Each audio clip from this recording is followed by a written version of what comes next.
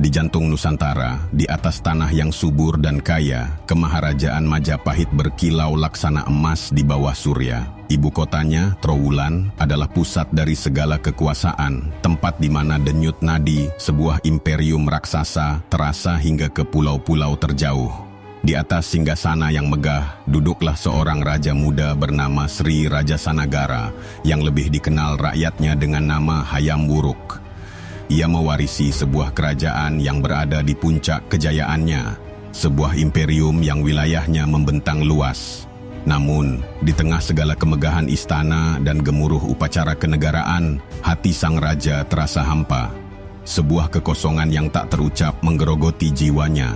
Ketika paman-pamannya dari Kahuripan dan Daha datang berkunjung, mereka melihatnya laksana sekuntum bunga yang layu. Tubuhnya yang agak kurus dan raut mukanya yang muram menyiratkan sebuah kerinduan yang dalam. Di dalam hatinya, di tempat yang seharusnya menjadi tempat menenun kebahagiaan, terasa hening dan sepi, sebuah pertanda jelas akan ketiadaan seorang permaisuri.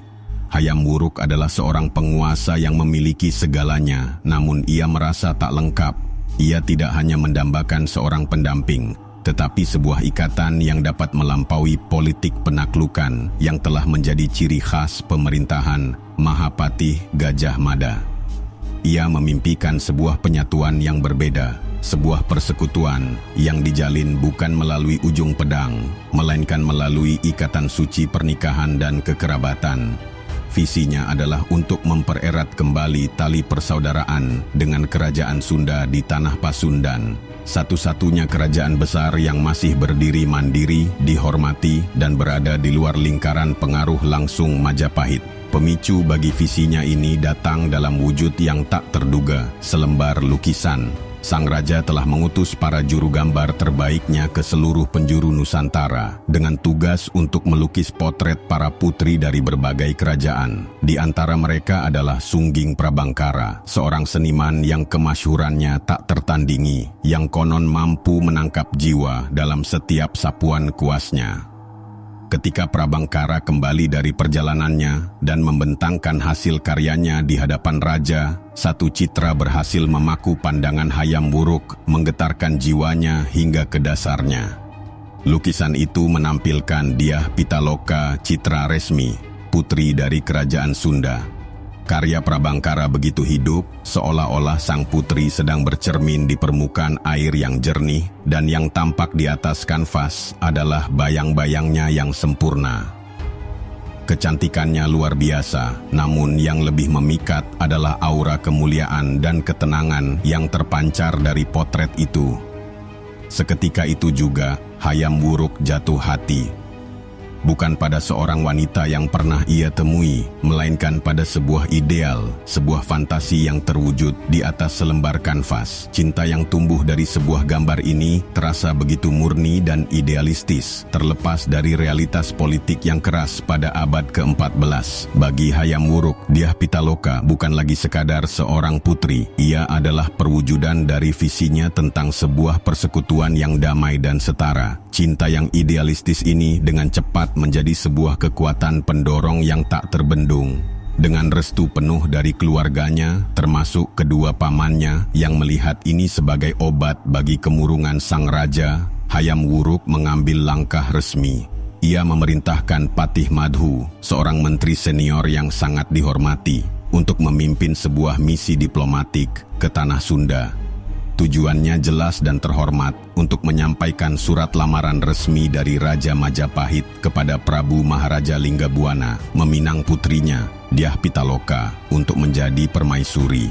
Pernikahan itu diusulkan untuk dilangsungkan di Majapahit, sebuah undangan yang dimaksudkan sebagai bentuk penghormatan tertinggi. Dalam benak Hayam Wuruk, ini adalah awal dari sebuah era baru, di mana dua kerajaan terbesar di tanah Jawa akan bersatu dalam ikatan keluarga, bukan sebagai penakluk dan yang ditaklukkan, melainkan sebagai besan yang setara. Ia sama sekali tidak menyadari bahwa visinya yang mulia ini akan segera berbenturan dengan sebuah ambisi lain yang jauh lebih tua, lebih keras, dan tak kenal kompromi. Jika Hayam Wuruk adalah jantung Majapahit, yang berdetak dengan irama diplomasi dan impian romantis. Maka Mahapatih Gajah Mada adalah kerangka bajanya, kokoh, tak kenal lelah, dan tanpa kompromi. Ia adalah arsitek sesungguhnya dari kemegahan imperium itu, seorang negarawan dan pemimpin militer jenius yang bangkit dari rakyat biasa berkat kecerdasan, keberanian, dan kesetiaannya yang mutlak pada negara. Digambarkan sebagai pribadi yang fasih, tajam bicaranya, lurus, dan berpikiran jernih, Gajah Mada adalah perwujudan dari kekuatan dan ketertiban. Namun, di balik semua kebajikannya, bersemayam sebuah obsesi tunggal yang telah mendefinisikan seluruh hidup dan kariernya, Sumpah Palapa. Sumpah itu yang diucapkannya saat dilantik menjadi Patih Amangkubumi pada tahun 1336 Masehi bukanlah sekadar janji politik. Ia adalah sebuah kredo suci, sebuah puasa spiritual yang mengikat jiwa Gajah Mada hingga ke intinya. Teks sumpahnya terpatri dalam ingatan setiap pejabat di Majapahit. Sira Gajah Mada Patih Amangkubhumitan Ayun Amuktia Palapa, Sira Gajah Mada. Lamun huus kalah Nusantara isun Amukti Palapa, lamun kalah ring Gurun, ring Seran, Tanjung Pura, ring Haru, ring Pahang, Dompo, ring Bali, Sunda, Palembang, Tumasi, Samana isun Amukti Palapa. Beliau, Gajah Mada Patih Amangkubumi, tidak akan menikmati istirahat. Ia berkata, jika telah menaklukkan Nusantara, saya baru akan beristirahat. Jika Gurun, Seram, Tanjung Pura, Haru, Pahang, Dompo, Bali, Sunda, Palembang, Tumasik telah takluk, barulah saya akan beristirahat. Dalam daftar panjang wilayah yang menjadi target sumpahnya, nama Sunda disebut secara terang-terangan. Bagi Gajah Mada, kerajaan Sunda bukanlah calon sekutu atau kerabat. Ia adalah kepingan terakhir dari teka-teki agungnya, benteng terakhir yang harus tunduk untuk menyempurnakan visi penyatuan Nusantara di bawah panji-panji kebesaran Majapahit.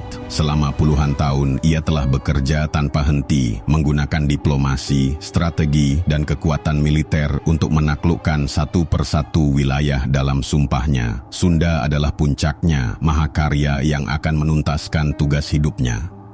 Maka, ketika kabar tentang rencana pernikahan Hayam Wuruk dengan Putri Sunda sampai ke telinganya, reaksi Gajah Mada bukanlah kegembiraan. Ia tidak melihat sebuah perayaan cinta atau sebuah aliansi strategis.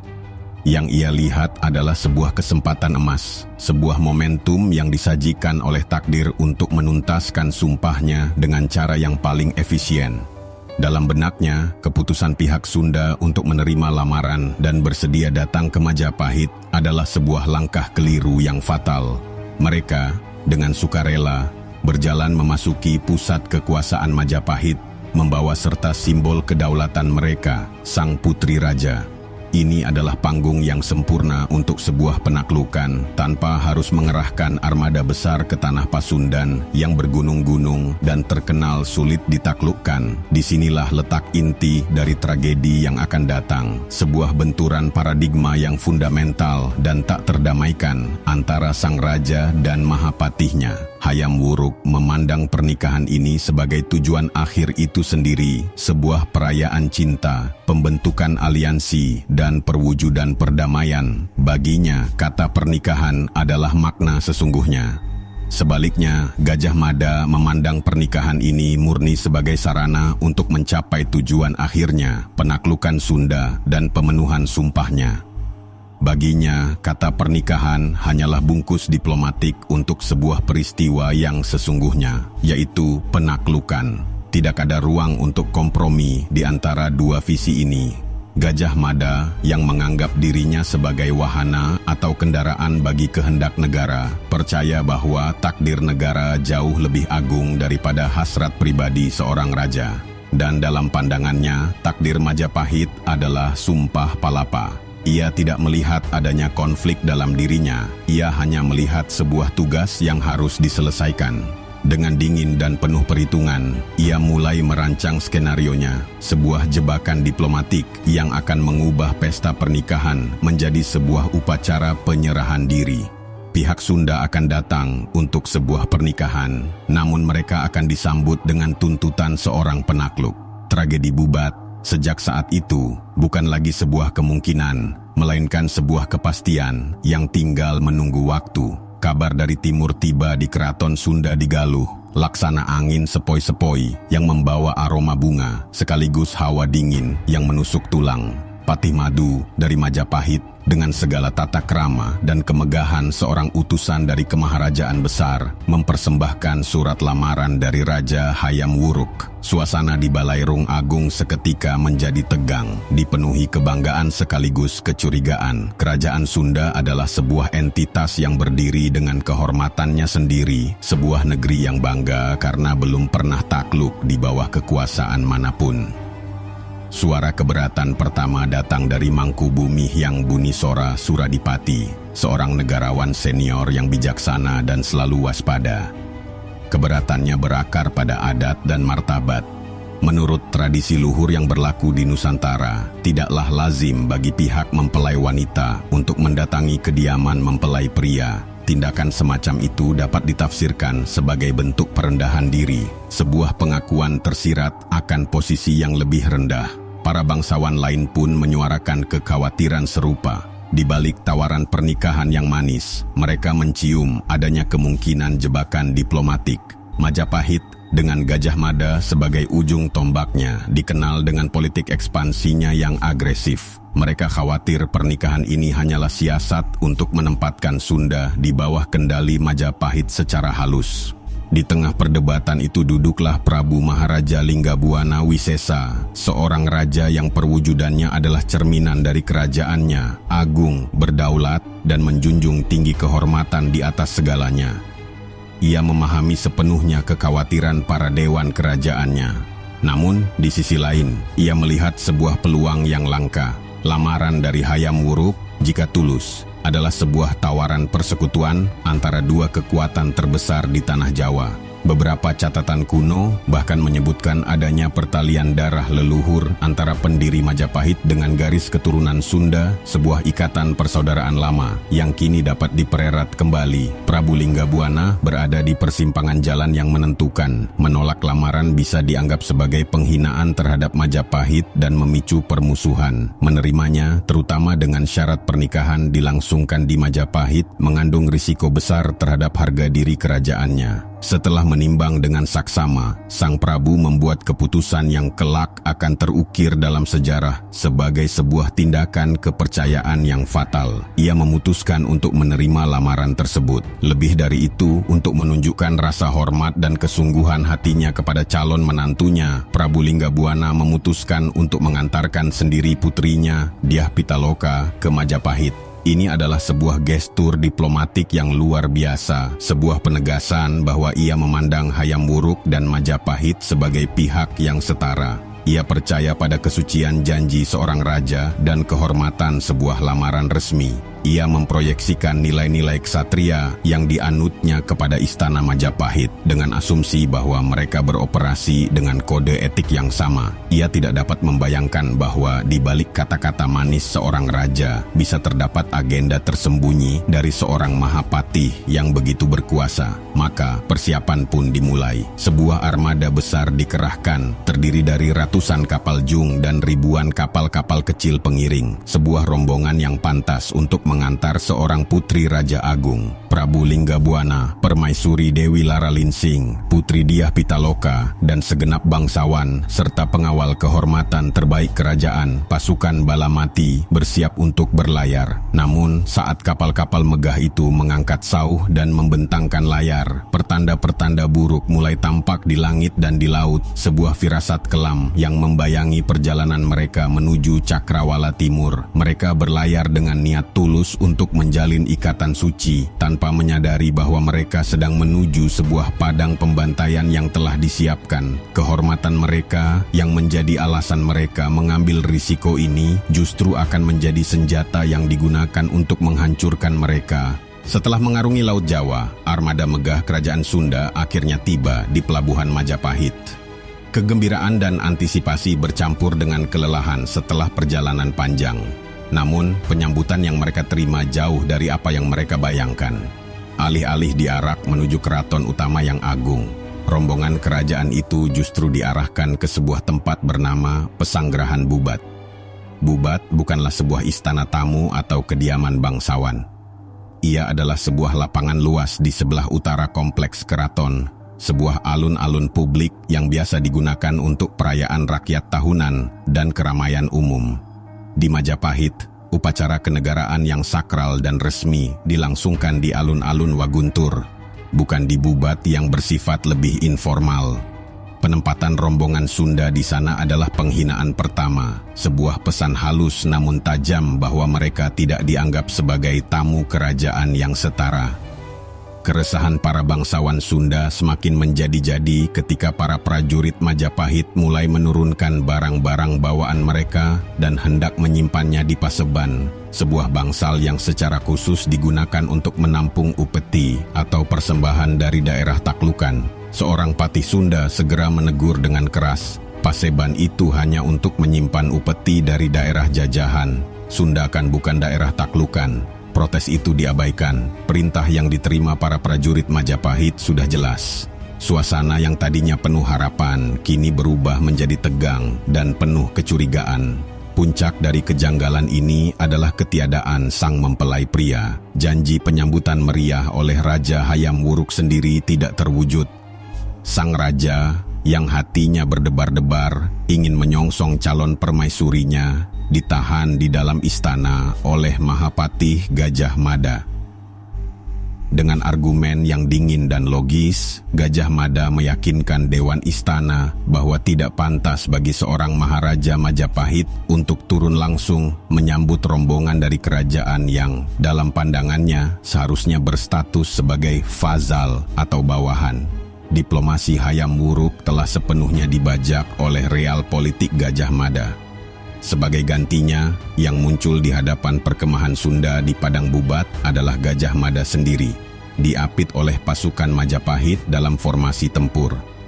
Pemandangan itu lebih menyerupai persiapan perang daripada penyambutan besan. Raja Sunda merasakan ada yang tidak beres, mengutus patihnya yang paling terpercaya, Anapaken, bersama 300 prajurit untuk menemui Gajah Mada dan menuntut penjelasan. Pertemuan itu berlangsung di Kepatihan Gajah Mada dan menjadi ajang konfrontasi yang brutal. Tanpa basa-basi, Gajah Mada menyampaikan ultimatumnya. Pernikahan antara Hayam Wuruk dan Dyah Pitaloka hanya dapat dilangsungkan dengan satu syarat. Sang putri harus diserahkan, bukan sebagai mempelai yang setara, melainkan sebagai persembahan, sebagai tanda takluk dan pengakuan atas superioritas Majapahit. Lamaran pernikahan yang terhormat telah diubah menjadi sebuah tuntutan penyerahan diri yang menghinakan. Amarah Patih Anapaken meledak. Menggali ingatan dari pertempuran masa lalu, ia membalas dengan cemoohan yang tajam, mengingatkan Gajah Mada akan kekalahannya di pegunungan di masa lalu di tangan pasukan Sunda, di mana para menterinya tewas dan pasukannya lari kocar-kacir.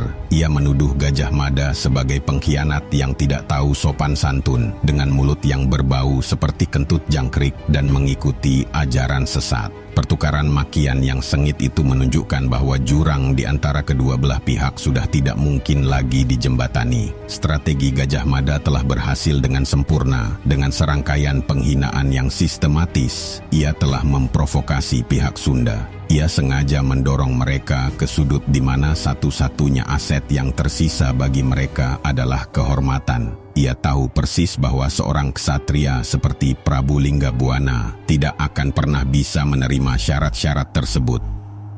Gajah Mada tidak sedang mencoba menghindari perang. Ia sedang merekayasa sebuah perang dengan cara yang sedemikian rupa sehingga Majapahit akan tampak sebagai pihak yang merespons pembangkangan dan keangkuhan Sunda. Jebakan telah terpasang dan rombongan Sunda telah masuk tepat ke dalamnya. Kabar dari Kepatihan Gajah Mada sampai kepada Prabu Linggabuana laksana sambaran petir di siang bolong. Patih Anapaken dengan wajah memerah karena amarah dan penghinaan melaporkan setiap kata dari ultimatum Sang Mahapati. Keheningan yang berat menyelimuti pesanggerahan Sunda di Padang Bubat, keheningan yang kemudian pecah oleh gelombang kemarahan yang tak tertahankan. Mereka datang sebagai tamu terhormat, mengarungi lautan atas dasar kepercayaan pada janji seorang raja, hanya untuk diperlakukan sebagai taklukan yang harus menyerahkan putri mereka Laksana Upeti. Bagi Prabu Linggabuana dan para ksatria Sunda, hanya ada dua pilihan yang tersisa, hidup dalam kehinaan abadi atau mati dengan kehormatan utuh. Pilihan mereka sudah jelas. Di hadapan para bangsawan dan prajuritnya yang setia, Prabu Linggabuana berdiri tegak. Dengan suara yang bergetar karena amarah namun tegas dalam keputusan, ia menyatakan penolakannya terhadap tuntutan Majapahit. Ia tidak akan pernah menyerahkan putrinya sebagai simbol ketundukan.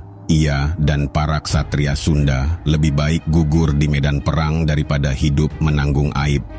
Kami akan mempertaruhkan darah kami, seru para bangsawan, menggemakan tekad raja mereka. Keputusan untuk melakukan puputan, perang habis-habisan sampai titik darah penghabisan telah diambil. Ini adalah sebuah tindakan sadar untuk merebut kembali narasi nasib mereka. Mereka tahu bahwa secara militer, mereka tidak memiliki harapan. Rombongan mereka hanyalah pengawal kehormatan kerajaan, bukan sebuah angkatan perang yang dipersiapkan untuk pertempuran besar. Mereka kalah jumlah secara telak oleh pasukan Majapahit yang telah mengepung Padang Bubat. Namun, dengan memilih puputan, mereka mengubah nasib mereka dari korban sebuah jebakan politik menjadi pahlawan dalam epik kehormatan mereka sendiri. Mereka menolak untuk menjadi catatan kaki dalam sejarah penaklukan Gajah Mada. Sebaliknya, mereka memilih untuk menjadi martir yang kisahnya akan dikenang sepanjang masa sebagai noda moral bagi kebesaran Majapahit. Dalam momen-momen terakhir yang penuh kegetiran, Prabu Linggabuana menemui istrinya, Permaisuri Lara Linsing, dan putrinya, Dyah Pitaloka. Ia menjelaskan situasi yang tanpa harapan itu dan memerintahkan mereka untuk segera mencari jalan pulang, menyelamatkan diri selagi bisa. Namun, dengan keteguhan hati yang sama dengan para ksatria, sang permaisuri dan sang putri menolak. Mereka memilih untuk tetap tinggal, untuk menghadapi akhir bersama suami dan ayah mereka. Nasib seluruh keluarga kerajaan Sunda telah terkunci. Perang pun pecah. Sorak-sorai pertempuran bercampur dengan bunyi bende dan gamelan perang, menciptakan suasana yang riuh dan kacau. Pasukan Sunda yang kecil bertempur dengan keberanian luar biasa. Didorong oleh amarah dan keputusasaan, mereka menyerang dengan ganas, sempat membuat barisan depan Majapahit goyah. Namun jumlah yang tidak seimbang pada akhirnya menentukan jalannya pertempuran. Satu persatu, para bangsawan dan prajurit Sunda gugur. Dalam pusaran pertempuran, Prabu Maharaja Linggabuana menjadi yang pertama menemui ajalnya, jatuh bersama para pengikutnya yang paling setia. Kematian sang raja tidak memadamkan perlawanan, melainkan justru menyulut amukan terakhir yang membabi buta. Sisa-sisa pasukan Sunda yang terdesak menyerang ke segala arah, mencoba mencapai kereta Gajah Mada. Namun mereka semua tewas sebelum berhasil. Padang Bubat, yang seharusnya menjadi saksi bisu sebuah pesta pernikahan, kini telah berubah menjadi lautan darah dan gunung bangkai. Tak ada seorang pun dari rombongan pria Sunda yang tersisa. Kehormatan telah mereka tebus dengan harga tertinggi. Asap pertempuran perlahan menipis, menyisakan keheningan yang memekakkan telinga di atas Padang Bubat yang telah basah oleh darah. Di tengah lautan mayat para ayah, saudara, dan pelindungnya, berdirilah Dyah Pitaloka Citraresmi. Ia bukan lagi sekadar seorang putri yang kecantikannya dipuja, bukan lagi objek dalam lukisan atau pion dalam percaturan politik. Dalam sekejap, ia telah bertransformasi menjadi lambang terakhir dari kedaulatan dan kehormatan kerajaan Sunda yang masih bernapas di tanah musuh. Dikelilingi oleh para dayang dan pengawal wanitanya yang tersisa, Dyah Pitaloka menatap pemandangan mengerikan di hadapannya. Ayahnya, Prabu Linggabuana, telah gugur. Seluruh ksatria yang mengiringinya telah tewas. Harapan untuk sebuah pernikahan yang agung telah hancur berkeping-keping, digantikan oleh realitas pembantaian. Kini, nasibnya berada di tangannya sendiri. Ia tahu apa yang menantinya jika ia tertangkap hidup-hidup. Ia akan diseret ke hadapan Hayam Wuruk, bukan sebagai permaisuri, melainkan sebagai piala kemenangan, trofi hidup dari penaklukan Gajah Mada, simbol abadi dari penghinaan terhadap negerinya. Dalam momen krusial itu, Dyah Pitaloka membuat sebuah pilihan. Pilihannya bukanlah tindakan kepasrahan atau keputusasaan, melainkan sebuah pernyataan perlawanan terakhir yang paling kuat. Ia menolak untuk membiarkan musuh menentukan narasi akhir hidupnya. Jika para pria dari kerajaannya telah memilih puputan untuk membela kehormatan dengan pedang, maka ia akan memilih jalan bela pati, mengakhiri hidupnya sendiri untuk mempertahankan martabat yang sama. Ini adalah caranya untuk merebut kembali kendali atas tubuh dan takdirnya. Sepanjang kisah ini, ia telah menjadi objek, sebuah citra dalam lukisan yang dicintai, seorang mempelai dalam lamaran, sebuah upeti dalam tuntutan. Dengan memilih waktu dan cara kematiannya sendiri, ia secara definitif mengubah dirinya menjadi subjek dari babak terakhirnya. Ia menolak untuk menjadi hadiah bagi Gajah Mada. Kematiannya akan memastikan bahwa Sang Mahapati tidak mendapatkan apa-apa dari pertumpahan darah ini, selain mayat-mayat dan sebuah kemenangan politik yang tercela. Tubuhnya yang tak bernyawa tidak akan menjadi simbol penaklukan, melainkan bukti abadi kekejaman Majapahit dan kehormatan Sunda yang tak terkalahkan. Dengan ketenangan yang agung, di tengah senjakala yang mulai turun di padang Bubat, Dyah Pitaloka melaksanakan sumpahnya. Tradisi menuturkan ia menghunus cucuk gelung, sebuah tusuk konde berbentuk kujang kecil dari sanggulnya, dan menghujamkannya ke jantungnya sendiri. Ia gugur bukan di tangan musuh, tetapi oleh tangannya sendiri, sebagai ksatria terakhir dari rombongannya. Tindakan bela pati ini adalah penolakan mutlak terhadap perlakuan semena-mena. Hingga akhir hayatnya, Dyah Pitaloka berdiri teguh, mempertahankan kehormatannya sebagai seorang putri dan sebagai seorang perempuan merdeka. Kuntum terakhir dari kerajaan Sunda di Padang Bubat telah gugur, meninggalkan keharuman nama yang akan abadi dan duri kutukan bagi para pemenangnya. Berita tentang pertempuran di Bubat akhirnya sampai ke telinga Hayam Wuruk, menembus sekat-sekat politik yang dibangun Gajah Mada di sekelilingnya. Dengan hati yang hancur oleh firasat terburuk, sang raja bergegas menuju padang itu. Terlambat sudah. Pemandangan yang menyambutnya adalah neraka di bumi. Impiannya tentang sebuah penyatuan yang indah telah musnah, digantikan oleh ladang pembantaian yang sunyi. Janji pernikahan telah berubah menjadi sumpah kematian. Di tengah-tengah pemandangan yang mengerikan itu, pandangannya tertuju pada satu sosok. Para dayang yang tersisa menunjuk ke arah jenazah putri mereka. Hayam Wuruk mendekat dan membuka kain hijau keemasan yang menutupi jasad Dyah Pitaloka. Di sanalah terbaring wajah yang selama ini hanya ia kenal dari lukisan. Wajah sang putri pucat namun tetap memancarkan pesona. Bibirnya yang indah sedikit terbuka, seolah-olah ia sedang menyapanya dalam keabadian. Dalam benak Hayam Wuruk yang dilanda duka, jenazah itu seakan berbicara kepadanya. Sri Paduka, datanglah kemari, lihatlah kekasihmu, yang datang ke tanah Jawa karena berbakti. Jika saja engkau datang kemarin dulu, wahai rajaku, mungkin hamba masih hidup dan kini kita dinikahkan. Aduh, sungguh kejam kuasa Tuhan. Ratapan sang raja pun meledak. Tangisnya menggema di atas padang kematian itu, bagaikan guruh di bulan ketiga. Sebuah suara kepedihan yang begitu dahsyat hingga seolah mampu membuka kelopak bunga untuk mekar. Ia tidak hanya meratapi cinta yang hilang, tetapi juga kehormatannya yang tercabik dan visinya yang hancur lebur oleh tangan menterinya sendiri. Tragedi Bubat menciptakan keretakan yang tak akan pernah bisa diperbaiki di jantung pemerintahan Majapahit. Para bangsawan dan anggota keluarga kerajaan lainnya, terutama paman-paman Hayam Wuruk, secara terbuka menyalahkan Gajah Mada atas malapetaka tersebut.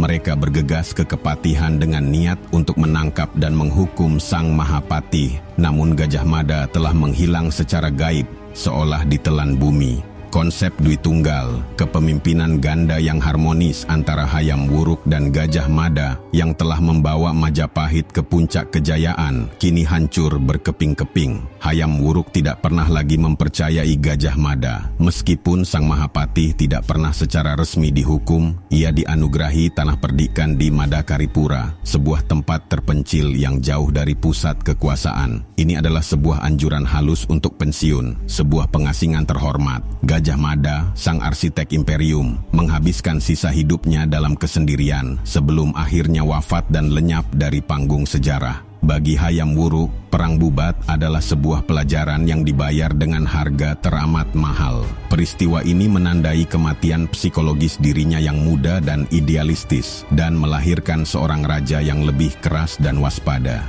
Ia belajar dengan cara yang paling menyakitkan bahwa seorang raja tidak dapat mendelegasikan otoritasnya dalam urusan kehormatan dan peperangan. Sebagai respons langsung atas ketidakberdayaannya di Bubat, ia mulai mengambil alih kendali pemerintahan secara lebih aktif, menyusun kembali sistem birokrasi, dan melakukan perjalanan keliling negeri untuk melihat langsung kondisi rakyatnya. Ia menjadi raja yang lebih matang, namun kematangan itu ditempa dalam api tragedi. Gajah Mada mungkin telah berhasil menuntaskan sumpah palapanya. Sunda secara teknis telah kalah, namun kemenangan itu adalah sebuah kemenangan tiris yang meninggalkan luka menganga. Imperium Nusantara memang telah utuh, tetapi jiwanya telah patah. Tragedi Bubat menjadi trauma kolektif, menaburkan benih ketidakpercayaan dan permusuhan antara dua bangsa serumpun yang akan terus membekas selama berabad-abad, menjadi sebuah legenda pahit tentang janji yang patah di sebuah padang bernama Bubat.